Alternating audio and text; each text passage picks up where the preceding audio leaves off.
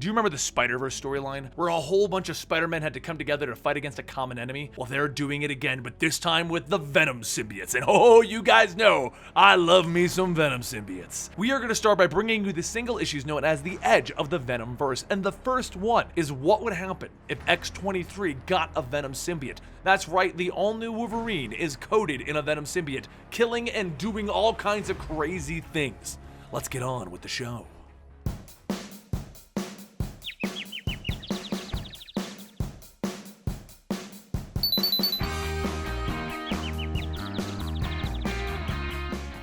A young girl is standing in an elevator. She's eating a container of French fries, thinking to herself. This is the 5th time that she's trying to escape. The first time they talked her into coming back. The 2nd time she got lost.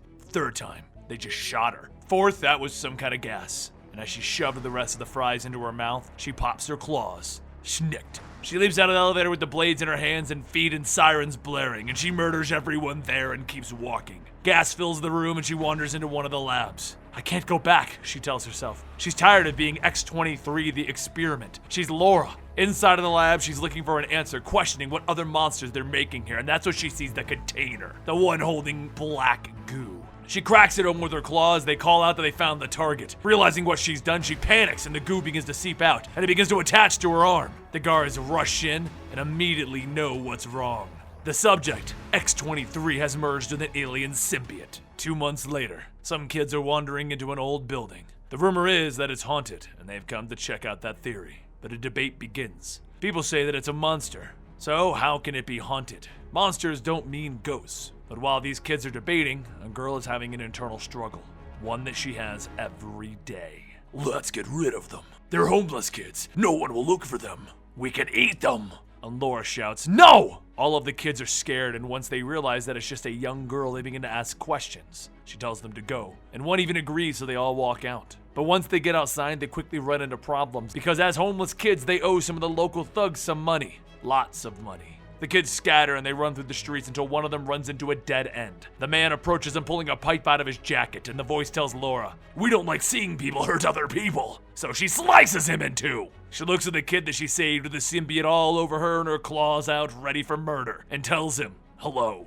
He screams out, what the hell are you? And the voice in her head tells her, violence is all we know. We are Venom. Another thug runs up pulling out a gun as she leaps over at him and goes for his throat. Except the kid runs over grabbing her arm. Stop! You don't have to kill him! The symbiote retracts from Laura's face as she tells the kid that he called her a monster. The kid takes Laura with him for saving his life and they run off. But now, the world has seen her. The little experiment run awry has finally been found. She spends the next few weeks getting to know the kids, becoming one of them. These are her friends now and she'll protect them. Which of course spreads the rumors that there is a group of homeless kids protected by a monster. Laura sees an ice cream truck and has the kid Bobby punch her in the face, causing a bloody nose. With that blood running down her face, she runs over to the truck driver asking for help. And while he's distracted, the kids steal the ice cream. It would have been a good day, till one of the agents grabbed one of those kids' arms. But these kids, well, they're protected now. The Venom symbiote forms over the girl's mouth and she tackles him laughing. The soldiers all run in with their guns, so Laura senses what's going on and leaps out of the window, slashing. She cuts and guts as many of them as she can, telling the kids to run! They run into the old building where they all met, and the soldiers chase after them. But like I said, these kids are ready to fight. They're protected by the symbiote. Some sprout claws, others sprout fanged mouths, and others have blades. As they cut up eating those soldiers, Laura returns, and they blast her with napalm, weakening her.